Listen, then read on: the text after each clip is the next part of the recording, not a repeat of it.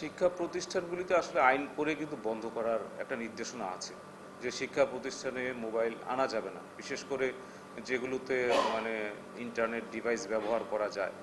তাহলে স্মার্টফোনগুলো আনার ক্ষেত্রে নিষেধাজ্ঞা থাকলেও আসলে এগুলো রক্ষা করা যায় না। আপনি কতটুকু আপনি আপনি দেখবেন, আমি যদি নিজে থেকে সচেতন না হই তাহলে আর সম্ভব না। আর আপনি হয়তো শিক্ষা প্রতিষ্ঠানও নিচ্ছে, শিক্ষা প্রতিষ্ঠান বাইরেরও যে সময়টা আমরা যখন বাসায় থাকি পড়াশোনা করার কথা, সেই সময় আমি পড়াশোনা না করে ওই ডিভাইসের মধ্যেই আমি নিজেকে আত্মনিয়োগ করে ফেলি। আসলে অপব্যবহারের কারণেই কিন্তু আমরা আসলে আমাদের যে কাঙ্ক্ষিত মানে যে জাতি গঠনে এখন বাচ্চারাই তো মূল কারিগর।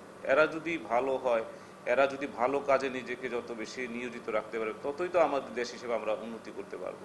কিন্তু আসলে ওই যে বয়সের কারণে এই ডিভাইসের প্রতি আসক্তি, এটা আসলে আমাদের বোর্ডের থেকে কিছু বা আইন করে এটা সম্ভব নয়। এটা সামাজিকভাবে এরকম একটা সচেতনতা যদি প্রতিষ্ঠিত না হয়, তাহলে আমাদের ভবিষ্যতে আরও খারাপ আমি মনে করি আর কি। আমার নিজেরও বাচ্চা আছে, ডিভাইস থেকে দূরে রাখা আসলে একটা দুষ্কর ব্যাপার। এটা সকলকে ভাবতে হবে, ছাত্রছাত্রীদেরও সচেতন হওয়া খুব জরুরি এবং সাথে সাথে অভিভাবকদের, এটা আমি মনে করি আর কি।